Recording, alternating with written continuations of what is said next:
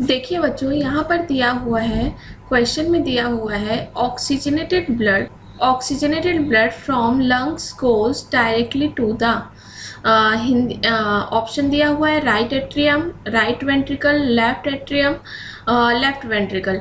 वैसे ही अगर हम हिंदी में देखते हैं तो यहाँ पर दिया हुआ है ऑक्सीजन प्रचुर रुधिर फुफ्फुस से हृदय के खाली स्थान में आता है।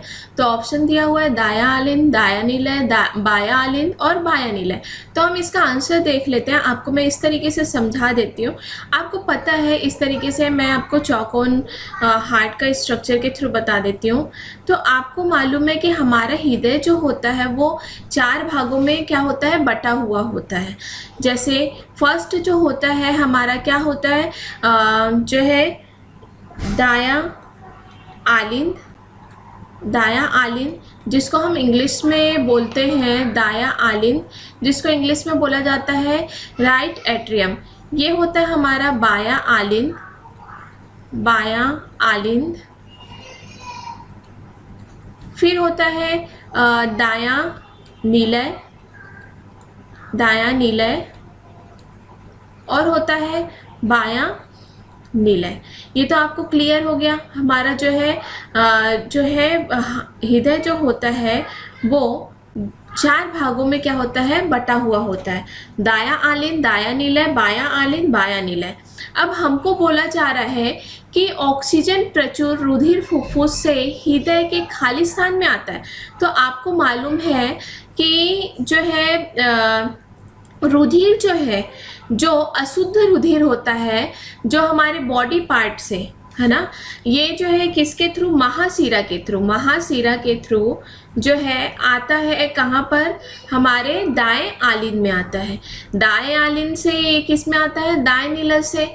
फिर ये जो है यहाँ पर एक जो है पाइप गई हुई होती है, जिसको बोला जाता है फुफ्फुस धमनी बोलते हैं। क्या बोलते हैं, फुफ्फुस धमनी बोलते हैं।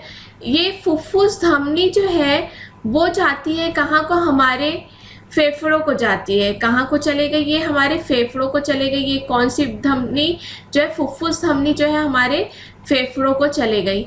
अब ये फेफड़ों में क्या होता है कि ये जो डीऑक्सीजनेटेड ब्लड होता है, अशुद्ध रुधिर होता है, उसकी क्या होती है, पंपिंग की प्रोसेस होती है। और ये जो है लंग्स से, फेफड़ों से कहाँ को आती है, हमारे बाएं लीलय में।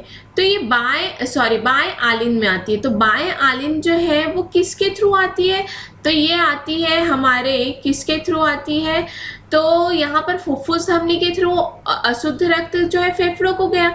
तो जो शुद्ध रक्त जो होता है वो हमारे बाएं आलिन में आती है। किसके थ्रू आएगी ये, तो आती है फुफ्फुस सीरा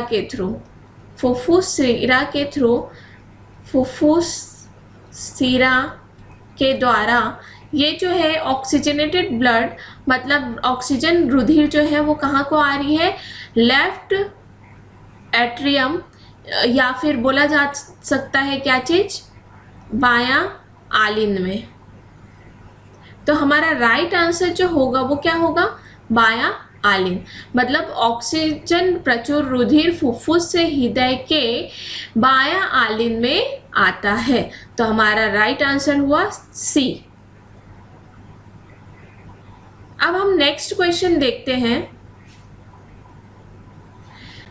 दिया हुआ है सक्रिय रूप से पौधे में प्राप्त किया गया जल खाली स्थान कहलाता है। तो ऑप्शन दिया हुआ है active absorption, passive absorption, osmotic absorption and उपरोक्त सभी।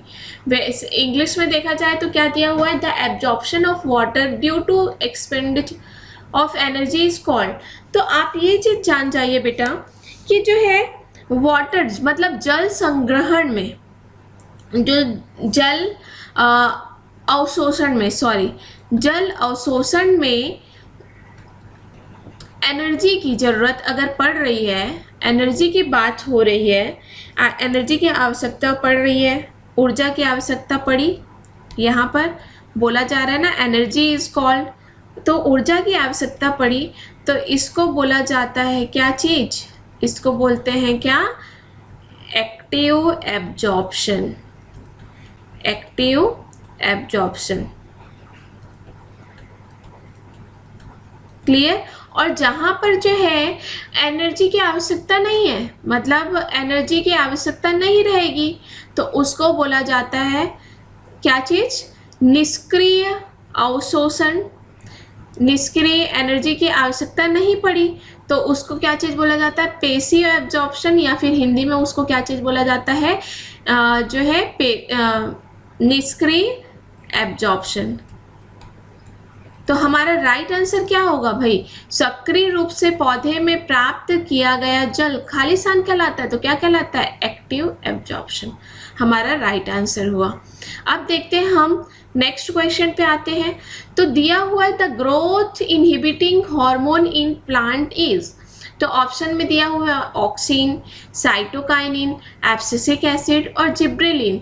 आपको मैंने बेटा जो है इसके पहले वीडियो में, जो है पहले पेपर के वीडियो में बताई थी कि जो है ग्रोथ हार्मोन के बारे में बताया गया था, जिसमें सेल डिवाइड हो रहा था, सेल डिवीज़न हो रहा था, कौन से हार्मोन्स के कारण से, प्लांट में ही बताया गया था। वैसे ही यहाँ पर क्या बोला जा रहा है कि जो है इनहिबिटर का काम कर रहा है, मतलब संदमन, वो वृद्धि को क्या कर देगा? रोक देगा। वृद्धि को क्या कर देगा? रोक देगा। वो कौन सा हार्मोन है? तो आपको मालूम है कि जो है वृद्धि को संदमित हार्मोन जो है वो क्या करता है? वृद्धि करता है। और कुछ हार्मोन्स जो होते हैं वो क्या करते हैं? इनहिबिट भी करते हैं वृद्धि को। तो पौधों के को क्या करने की बात हो रही है? पौधों के वृद्धि को क्या करने की बात हो रही है? संदमित करने की बात हो रही है, संदमन की बात हो रही है, इनहिबिट करने की बात हो रही है, इनहिबिट करने की बात हो रही है। तो हम देख लेते हैं, प्लांट हार्मोन की बात करते हैं। तो ये ऑप्शन दिया हुआ है, ये क्लियर हो जाएगा आपको। प्लांट हार्मोन देखते हैं। तो प्लांट हार्मोन मतलब पादप हार्मोन्स जो है हिंदी में बोला जाता है। तो दो टाइप के क्या होते हैं? हार्मोन्स होते हैं। ठीक, दो टाइप के हार्मोन्स होते हैं। एक होता है विकास प्रवर्तक, विकास प्रवर्तक होता है, और दूसरा होता है क्या चीज? वृद्धि संदमन होता है, वृद्धि संदमन होता है। तो जो है विकास प्रवर्तक में जो विकास को मतलब ग्रोथ करेगा प्लांट का, तो वो कौन कौन से हार्मोन्स होंगे? तो ऑक्सिन होते हैं। देखिए यहाँ पर से क्लियर हो जाएगा आपको, जो है आंसर पता चल जाएगा। ऑक्सिन होता है, साइटोकाइनिन होता है, साइटोकाइनिन हो गया, फिर होता है जिब्रेलिन। जिब्रेलिन, जिब्रेलिन जो है वो क्या है? विकास प्रवर्तक, मतलब ग्रोथ प्रमोटर हार्मोन्स होते हैं। वही बात कर रहे हैं, इनहिबिट की बात कर रहे हैं, तो दो हार्मोन्स होते हैं यहाँ, आप याद रखिएगा कौन कौन से। तो एक होता है एथिलीन, एथिलीन हार्मोन्स होता है, और दूसरा होता है एब्सिसिक एसिड,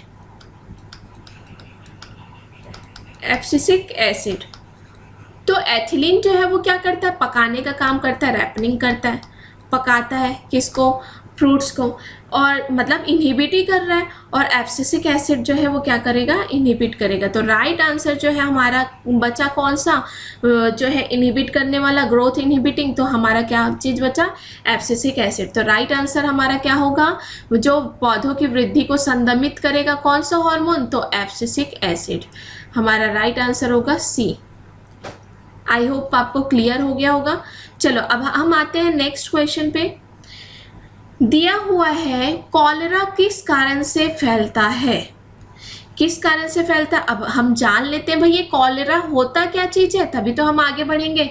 तो बेटा ये कॉलेरा जो होता है एक जीवाणु रोग होता है, ठीक है? जीवाणु के द्वारा होने वाला क्या होता है?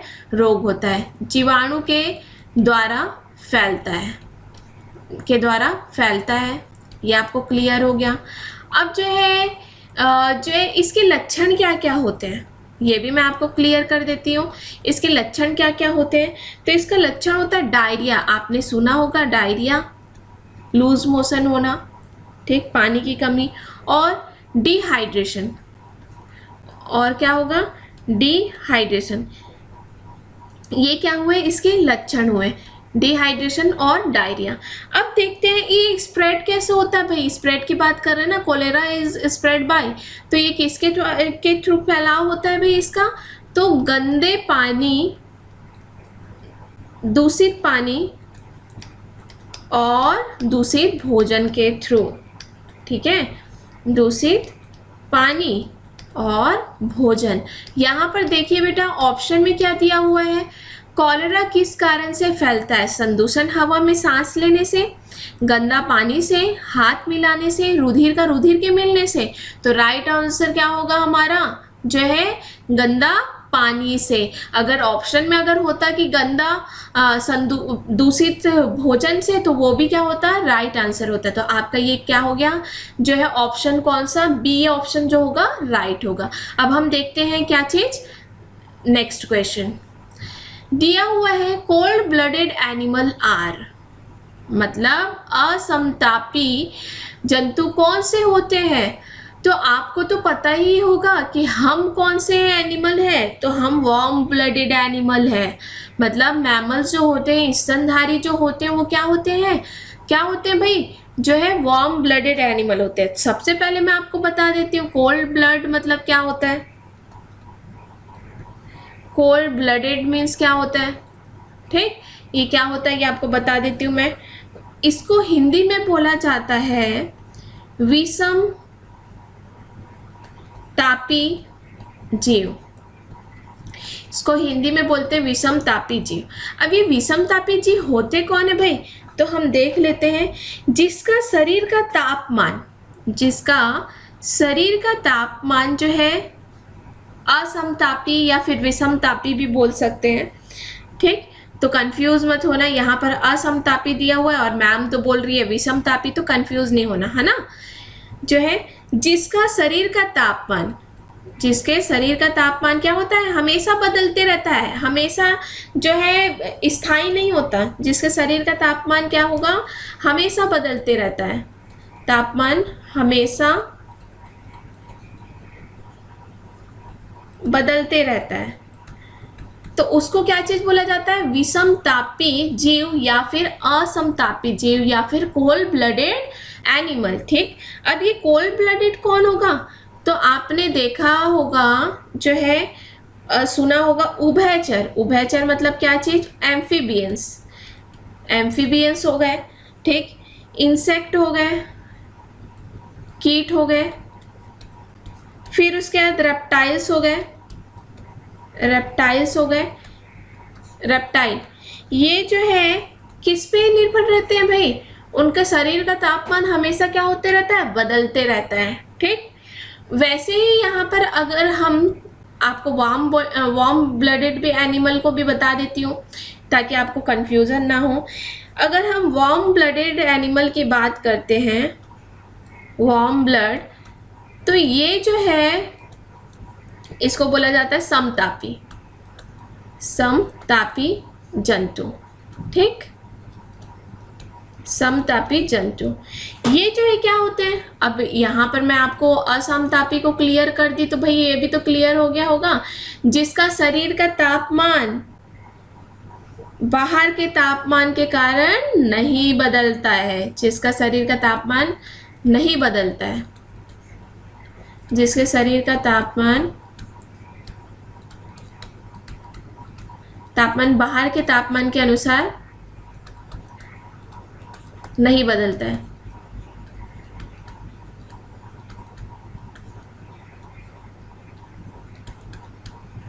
उसको क्या चीज बोला जाता है, वार्म ब्लडेड एनिमल बोला जाता है,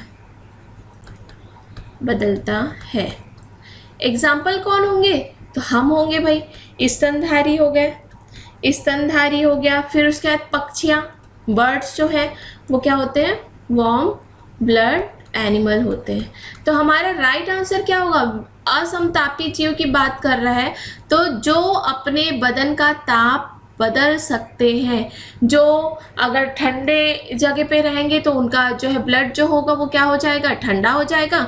गर्म जगह पे हो गया तो क्या होगा जाएगा, उनका ब्लड का ब्लड जो है वो क्या हो जाएगा, गर्म हो जाएगा। तो राइट आंसर क्या होगा हमारा, बी होगा, जो अपने बदन का ताप बदल सकते हैं। ओके, आपको समझ में आ गया होगा। अब हम देखते हैं नेक्स्ट क्वेश्चन। प्रकाश संश्लेषण प्रक्रम में जो ऑक्सीजन निकलती है वह किसके अपघटन से निकलती है भाई? तो आपको पता है बेटा प्रकाश संश्लेषण क्या होता है। प्रकाश संश्लेषण की बात करें तो प्रकाश संश्लेषण क्या होता है ये आपको मालूम है। क्या होता है भाई प्रकाश संश्लेषण? प्रकाश संश्लेषण की प्रक्रिया में आपको पता है फोटोसिंथेसिस बोला जाता है ना। प्रकाश संश्लेषण की क्रिया में क्या होता है, जो है पौधे अपना भोजन बनाते हैं, ठीक। तो भोजन जो बनाते हैं वो ग्लूकोज बनाते हैं, ग्लूकोज बनाते हैं जो कि स्टार्च के रूप में क्या होते हैं, जमा होते हैं।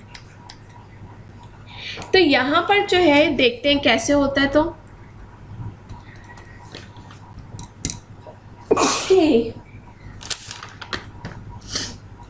यहाँ पर देखते हैं हम कैसे होता है। तो यहाँ जो है कार्बन डाइऑक्साइड प्लस वाटर, ठीक। रिएक्शन अगर आपने पढ़ा होगा वो स्टार्टिंग वो से पढ़ते आ रहे हैं हम लोग। तो प्रकाश संश्लेषण की क्रिया में कार्बन डाइऑक्साइड और पानी, ठीक है, क्लोरोफिल के प्रेजेंस में, क्लोरोफिल और लाइट के प्रेजेंस में क्या होता है, ग्लूकोज प्लस ऑक्सीजन मुक्त करता है। अब ये जो ग्लूकोज बनाता है उसको हम बोलते हैं क्या चीज, उत्पाद, जो मेन उत्पाद बना है। और उत्पाद के अलावा जो बना होता है उसको बोला जाता है उप उत्पाद, ठीक। ये हुआ। तो यहाँ पर ऑक्सीजन क्या है, उप उत्पाद है। तो यहाँ पर बेटा ये क्वेश्चन क्या पूछा जा रहा है कि प्रकाश संश्लेषण प्रक्रम में जो ऑक्सीजन निकल रहा है वो किसके अपघटन से निकल रहा है। तो जो है कार्बन डाइऑक्साइड जब अपचयन होता है, कार्बन डाइऑक्साइड का क्या होता है, अपचयन होता है। कार्बन डाइऑक्साइड अपचयित हुआ तो क्या होता है, ग्लूकोज बनता है, ठीक। क्या बनता है, ग्लूकोज बनता है, C6H12O6 बनता है। और जब वाटर जो है, वाटर का क्या होता है, अपघटन होता है। वाटर का मतलब पानी का, जल का अपघटन होता है तो क्या चीज निकलता है हमारा, O2 गैस निकलता है, ऑक्सीजन निकलता है। तो यहाँ पर राइट आंसर क्या होगा, प्रकाश संश्लेषण प्रक्रम में जो ऑक्सीजन निकलती है वो किसके अपघटन से निकलती है, तो किसके अपघटन से निकल रही है, तो जल के अपघटन से निकल रही है। तो राइट आंसर हमारा क्या होगा, जल होगा।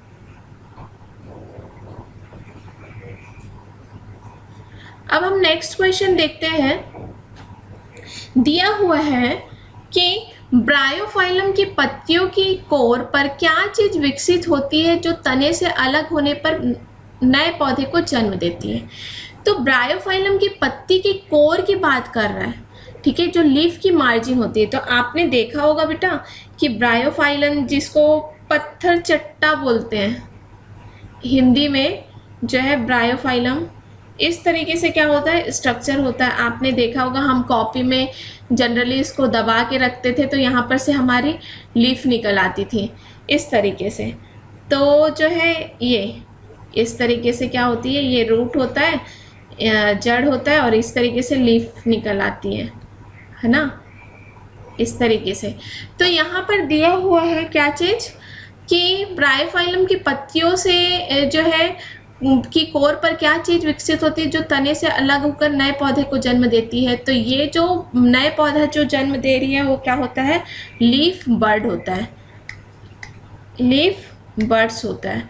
मतलब पौधे की क्या होती है भाई, क्या होती है, कली होती है, बर्ड होती है, ठीक, पत्तियों की कली होती है। तो इसी को क्या चीज, इसका आंसर क्या होगा, कली, बर्ड जो है इसका राइट आंसर होगा। अब हम नेक्स्ट क्वेश्चन देखते हैं। दिया हुआ है कि 1987 में संयुक्त राष्ट्र पर्यावरण कार्यक्रम में सर्वानुपाती बनी कि CFC के उत्पादन को एक स्तर पर ही सीमित रखा जाए, वह कौन सा है। तो बेटा जो है इसका आंसर होगा हमारा कौन सा, सहमति जो है सर्वानुमति बनी कि CFC के उत्पादन को एक स्तर पर ही सीमित रखा जाए। तो हमारा हो जाएगा क्या चीज़, राइट आंसर होगा 1986 स्तर। इसका राइट आंसर होगा 1986 लेवल, 1986 लेवल। अब हम नेक्स्ट क्वेश्चन देखते हैं। Water harvesting is an old practice in India as in Rajasthan it was through. जल संग्रहण भारत में बहुत पुरानी प्रथा है। जिस प्रकार राजस्थान में क्या चीज, जल संग्रहण को क्या चीज बोला जाता है, जल संग्रहण की जो है, तो वहाँ पर जो है राजस्थान में कौन सी प्रथा है, तो ये है खादीन। खादीन जो है राजस्थान की क्या होती है, सबसे पुरानी प्रथा है जल संग्रहण के, वाटर हार्वेस्टिंग की। वैसे ही जो है आपको और बता देते हैं हम, जो है बंदिश जो है वो होगी एमपी, ठीक, और यूपी की, उत्तर प्रदेश और मध्य प्रदेश की। और आहार जो होगी वो किसकी होगी, तो बिहार की होगी। ये याद रखिएगा आप लोग, है ना। हमारा राइट आंसर तो राजस्थान का क्या होगा, ये राजस्थान का जो है क्या होगा, आरजे, राजस्थान का क्या होगा, खादीन होगा। लेकिन एमपी और यूपी का क्या होगा, बंदिश, और बिहार का आहार। अब आते हैं हम नेक्स्ट क्वेश्चन पे। Blood pressure and salivation are controlled by. रक्तदाब अथवा सेलिवेशन को कौन सा भाग नियंत्रित करता है, तो जो है रक्तदाब, ब्लड प्रेशर और सेलिवेशन को नियंत्रित करता है हमारा मेडुला ऑब्लंगेटा, है ना। अब ये मेडुला ऑब्लंगेटा कहाँ पर प्रेजेंट होता है, तो आपने पढ़ा होगा बेटा मस्तिष्क के स्ट्रक्चर में।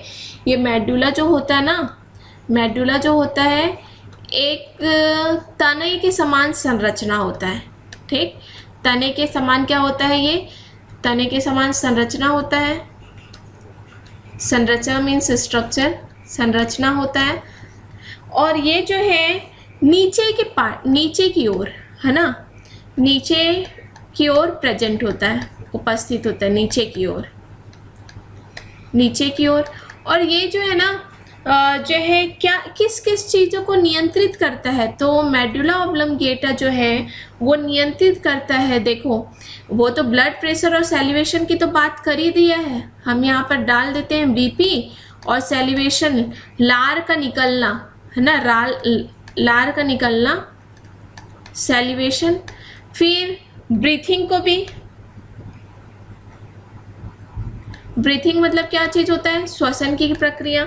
फिर उसके बाद जो है हार्ट बीट, जो धड़कन जो चलती है ना हमारी, हार्ट बीट को भी हमारा कौन कंट्रोल करता है भाई, मेडुला ऑब्लंगेटा, याद रखिएगा, ठीक। ये सारी जो है हमारी इच्छा के अनुसार नहीं चलती है। हम अपने इच्छा के अनुसार, अगर हमारे सामने कोई चीज़ रख दिया जाता है, क्या चीज़, जैसे रसगुल्ला आ गया, तो ऑटोमेटिक हमारे क्या होते हैं भाई, लार, जीभ से क्या चीज़ निकलने लगती है, लार निकलने लगते हैं। तो ये ऐच्छिक प्रक्रिया होती है कि हमारी इच्छा के अनुसार होती है, क्या नहीं होती, अनैच्छिक प्रक्रिया होती है। तो इसको कंट्रोल करने वाला कौन होता है भाई, तो मेडुला ऑब्लंगेटा।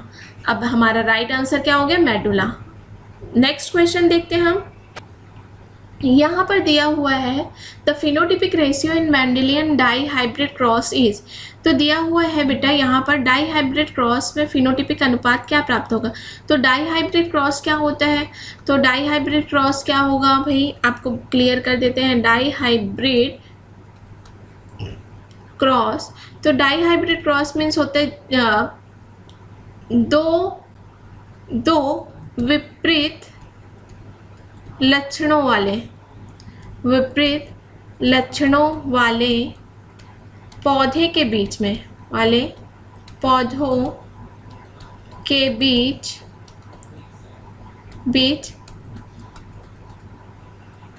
क्रॉसिंग कराना,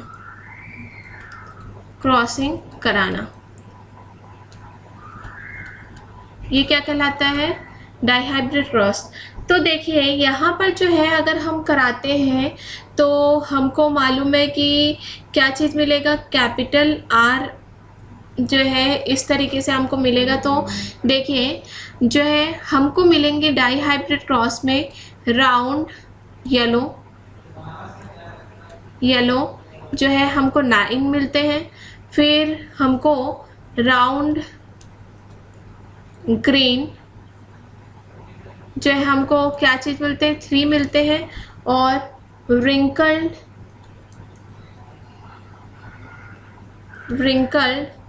येलो हमको 3 मिलेगा, और रिंकल ग्रीन जो है वो रिंकल ग्रीन जो है हमको मिलता है 1।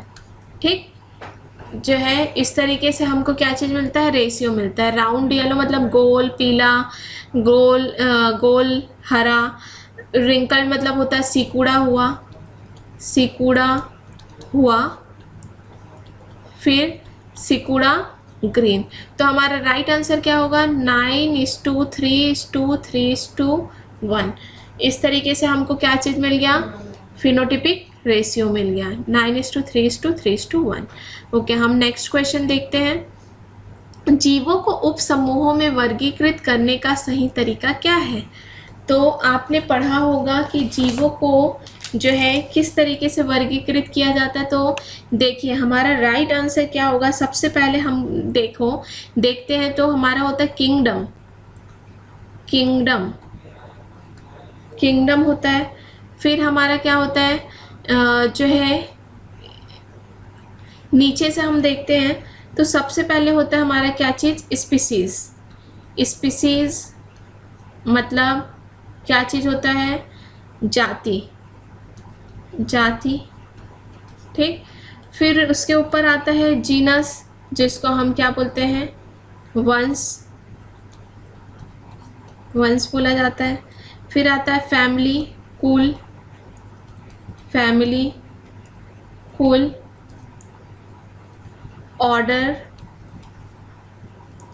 ऑर्डर, फिर आता है क्लास, फिर फाइलम,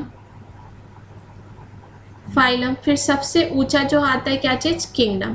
तो इस किंगडम मतलब जगत, जंतु जगत, पादप जगत ऐसे आता है। ठीक, तो इस तरीके से हमारा क्या हुआ, राइट आंसर क्या होगा, तो कौन सा राइट आंसर होगा भाई, तो सबसे पहला आंसर जो होगा हमारा राइट होगा।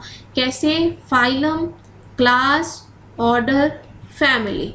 ठीक, तो हमारा राइट आंसर क्या होगा, मैं आपको पूरा बता दी, पूरा हायरार्की बता दी, जो है किस तरीके से जो है टेक्सोनॉमिक जो है इस तरीके से हायरार्की बनता है, ये बता दी। जगत के बाद फाइलम, के बाद क्लास जो है, फाइलम, फिर फाइलम के बाद जो है क्लास के बाद ऑर्डर के बाद क्या चीज़, कुल, फिर वंश, फिर जाति। इस तरीके से हमारा राइट क्रम जो होगा वो क्या होगा, phylum, class, order, family. Right answer जो होगा हमारा ए होगा। नेक्स्ट क्वेश्चन हम देखते हैं। वृक्ष में जल का परिवहन किस नली से होता है? वाहिका, साथी कोशिका, चालनी कोशिका, स्केलॉइड्स। वेसल्स की बात कर रहा है बेटा, तो यहाँ पर जो है जल का परिवहन जो होता है वेसल्स की बात कर रहा है, वाहिका के थ्रू होता है। वाहिका में आपका क्या क्या चीज़ आता है, जाइलम और फ्लोएम आता है।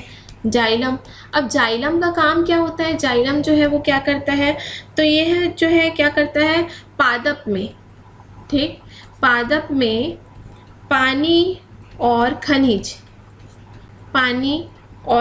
के परिवहन का कार्य करता है। पानी और खनिज के परिवहन का कार्य करता है। पानी और खनिज के परिवहन का कार्य करता है।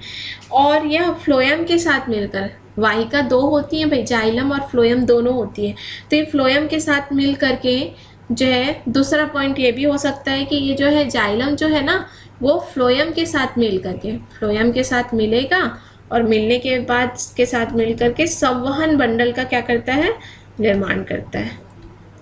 साथ मिलकर संवहन बंडल का निर्माण करता है, बंडल का निर्माण करेगा, निर्माण करता है। तो हमारा राइट आंसर क्या होगा, कौन कर रहा है, पादप और खनिज। अगर खनिज की बात आती तो कौन कर रहा है, हमारा वाहिका कर रहा है। वाहिका में कौन सा आएगा, जाइलम। ठीक, अब हम नेक्स्ट क्वेश्चन देखते हैं। वृषण का कार्य क्या है? तो देखिए वृषण होता क्या चीज़ है? तो वृषण क्या है भाई? तो ये जो है वृषण जो है क्या होता है? मेल सेक्सुअल ऑर्गन होता है, नर जनन अंग होता है। ठीक, अब ये जो है क्या क्या काम करेगा?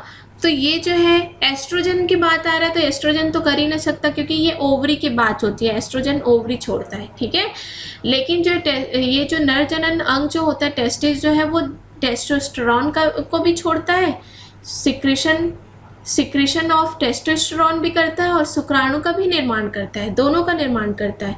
ठीक है, फॉर्मेशन ऑफ स्पर्म और सिक्रीशन ऑफ टेस्टोस्टेरोन। तो राइट आंसर दोनों हो गया। तो बी ऑप्शन क्या दिया हुआ है? दोनों, ए और तथा बी। तो राइट आंसर क्या होगा? ए तथा बी। अब नेक्स्ट क्वेश्चन देखते हैं हम। Flame cell are excretory organ of. Flame cell जो होता है किस जानवर का एक्सक्रेटरी ऑर्गन होता है? तो आपको क्लियर है बेटा कि जो फ्लैम सेल जो होता है, फ्लैम सेल जो होता है वो क्या होता है भाई? उत्सर्जन अंग होता है ना, एक उत्सर्जन अंग होता है, उत्सर्जन अंग होगा। ठीक, उत्सर्जन अंग होता है फ्लैम सेल। तो ऑप्शन दिया हुआ है एनिलिडा, एकाइनोडर्मेटा, सिलेंड्रेटा और प्लेटीहेल्मिंथेस। तो जो है इसका राइट, इसको फ्लैम सेल को एक और नाम से भी जाना जाता है, आप लोग जान लीजिए, सोलेनोसाइट्स, सोलेनोसाइट्स के नाम से भी जाना जाता है। ठीक, तो ये जो है बेटा ये उत्सर्जन अंग जो होता है वो किस में पाया जाता है? तो ये होता है हमारा लास्ट ऑप्शन है प्लेटीहेल्मिंथेस, प्लेटीहेल्मिंथेस। ठीक, जो है अब प्लेटीहेल्मिंथेस का एग्जाम्पल कौन है? तो आपको पता है भाई, प्लेनेरिया, फिर है कौन? फ्लैटवर्म है। ठीक, फिर टेनिया है, टेनिया सोलियम। ये जो है क्या है? प्लेटीहेल्मिंथेस के क्या है? एग्जाम्पल है। तो आई होप मेरा ये वीडियो आपको पसंद आया होगा।